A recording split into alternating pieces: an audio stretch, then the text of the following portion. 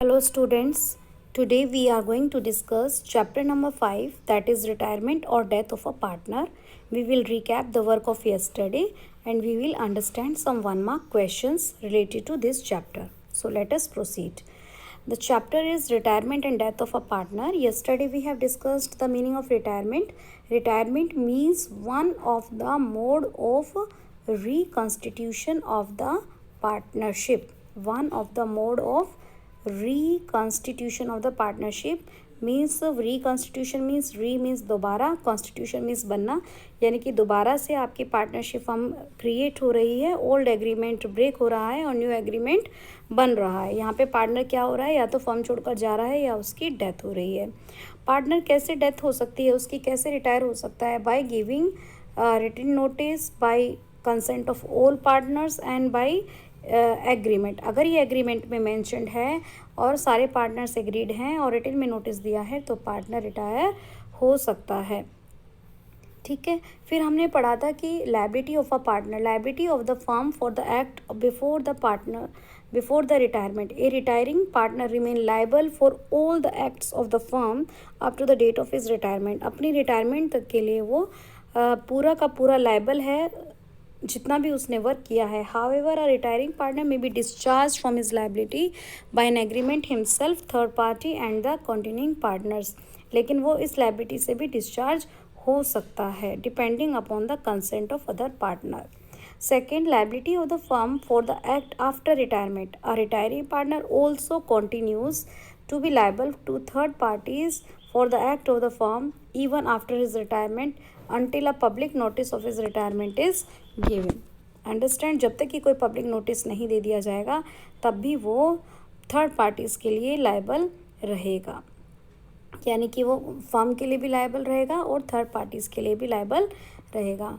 अब जब partner retire होता है तो क्या क्या करना होता है. न्यू रेशियो, गुडविल का treatment, revaluation of assets and liabilities, reserves और एक्यूमुलेटेड प्रॉफिट्स का ट्रीटमेंट और फिर ये दोनों काम. तो अभी आज हमें 1 मार्क के क्वेश्चंस डिस्कस करने हैं, तो हम छोटा सा एक बार रिकैप कर लेते हैं.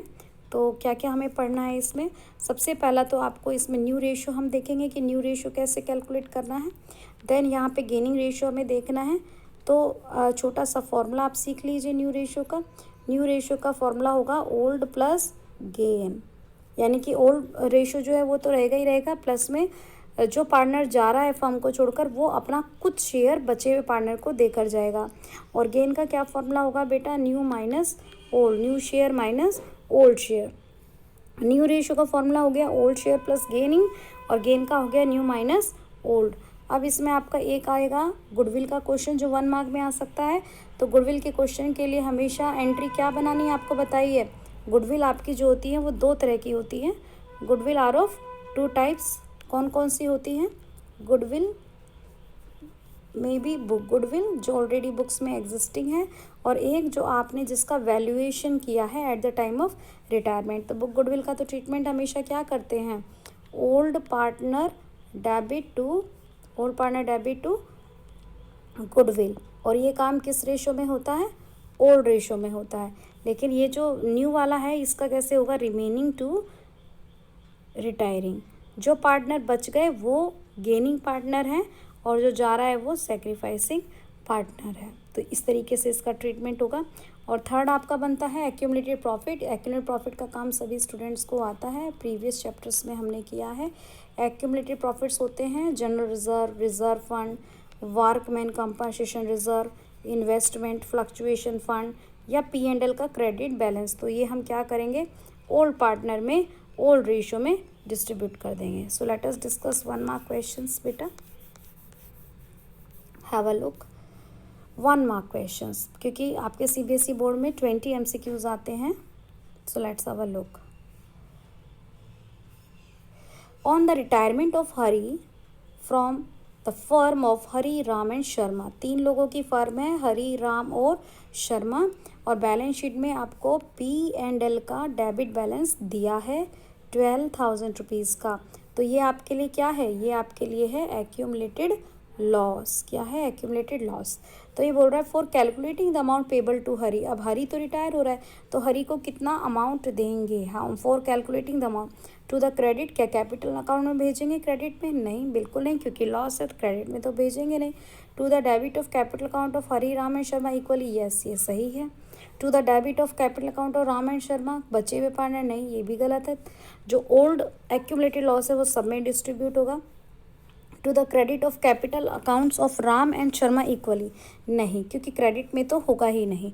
तो आपका कौन सा ऑप्शन करेक्ट है? B, because accumulated losses are always transferred to the old partners in their old ratio. Since in this question old ratio is not given, we will do in the ratio equally. Next, at the time of retirement of a partner, profit on revaluation, revaluation का profit हो रहा है, revaluation का जो profit या loss होता है उसे हम हमेशा ओल्ड पार्टनर में ओल्ड रेशियो में डिस्ट्रीब्यूट करते हैं। तो ये first option retiring partner wrong है। हम रिटायरिंग पार्टनर को क्रेडिट नहीं करेंगे, we credit old partner in the old ratio. यहाँ सी ऑप्शन है रिमेनिंग पार्टनर को ओल्ड रेशियो में, नहीं, the remaining partner new ratio, नहीं। हम रिवैल्यूएशन का प्रॉफिट लॉस किस रेशियो में डिवाइड होता है? ऑलवेज ओल्ड पार्टनर्स में in their old profit sharing ratio. Okay, then come on third question. X Y Z are partners, their ratio is 1/2, 2/5, 1/10, so make it equal. तो आप इसको 5 से multiply कर दो, आप इसको 2 से कर दो, तो आपका बनता है 5, 4, 1। अब ये बोल रहे हैं find the new ratio Z retires. अब आप जेड को रिटायर कर दो, जेड एक्स वाई जेड, तो कौन बच गया आपका? 5, 4। सो what is the new ratio of the remaining partner? X और वाई का न्यू रेशियो कितना आ गया बेटा? 5:4 आ गया। जो पार्टनर जाएगा उसको क्रॉस कर देना है, पहले डिनोमिनेटर्स को इक्वल कर लेना है। Next, X Y Z are partners, ratio 1/2, 3/10, 1/5। X retire from the firm. अभी पहले इक्वल करना है हमें डिनोमिनेटर्स को, let us do equal. Equal बना लो, 5 से मल्टीप्लाई करो, इसको 2 से, नहीं इसको 1 से और इसको 2 से, तो आपका कितना बना? 5/10, 3/10, 2/10। अब नीचे से डिनोमिनेटर को कैंसिल कर दो, कितना बच गया आपका रेशियो? 5, 3, 2। अब ये बोल रहा है कैलकुलेट द गेनिंग रेशियो। तो गेनिंग रेशियो कौन रिटायर हो रहा है? यहाँ से एक्स रिटायर हो रहा है, तो एक्स को हटा दो, तो गेनिंग रेशियो आपका कितना बच गया? 3:2। क्योंकि जब भी आपको यहाँ पे ये नहीं बताया है कि एक्स का शेयर किस रेशियो में लिया गया है, तो ओल्ड रेशियो ही गेनिंग रेशियो होगा। Then how can a partner be retire from a firm? कैसे रिटायर हो सकता है कोई भी person partner? By consent of all partner, सभी पार्टनर की कंसेंट हो, and by giving written notice, written में नोटिस दे रखा हो। और एक और पॉइंट आपका हो सकता है कि आपकी पार्टनरशिप डीड में ऐसा प्रोविज़न हो रिटायरमेंट के regarding. Next, A B C partner हैं, रेशो दिया हुआ है आपको 8, 4, 3 एंड बी रिटायर्स हो रहा है, बी रिटायर हो रहा है, बी को सर्कल कर दो, B retire. So what is B's share here? B का शेयर हो गया 4/8 एंड 4 12, 4/15। अब बी का शेयर दोनों ने, ए और सी ने इक्वली लिया है, तो अब आप यहाँ से ए का गेन कैलकुलेट करो। What is A is gain? A का गेन होगा, इन्होंने इक्वली लिया है, ए का गेन, तो बी का शेयर कितना था? 4/15 और इक्वली लिया है 1/2, तो इसका गेन हो गया 4/30। और बी का गेन, बी तो रिटायर हुआ है, तो सी का गेन कितना हो गया? सी का गेन हो गया 4/15 का 1/, तो सी का गेन भी 4/30 हो गया। अब आप ओल्ड में गेन जोड़ दोगे तो आपका न्यू आ जाएगा। ए का ओल्ड कितना है? 8/15, गेन कितना है? 4/30। सी का ओल्ड कितना है? 4/30 और गेन 3/15 प्लस 4/30। तो इस तरीके से आपका न्यू रेशियो कैलकुलेट हो जाएगा। कैसे कैलकुलेट होगा?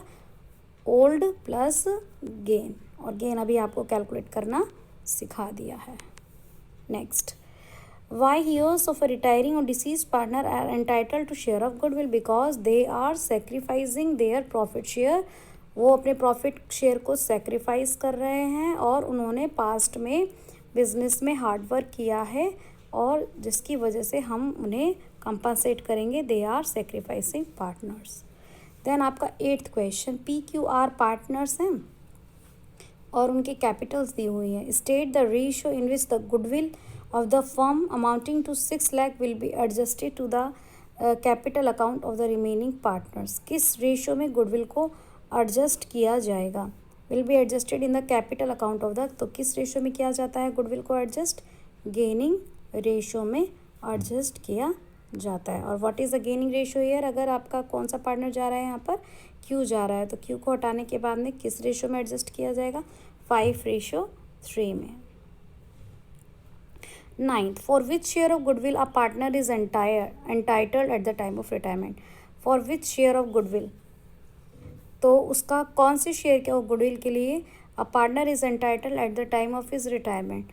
For his share of goodwill. जितना उसका प्रॉफिट में शेयर होता है, हिज शेयर इन प्रॉफिट, उसका प्रॉफिट में जितना शेयर होता है उतना अमाउंट ऑफ गुडविल के लिए वो एंटाइटल्ड होगा.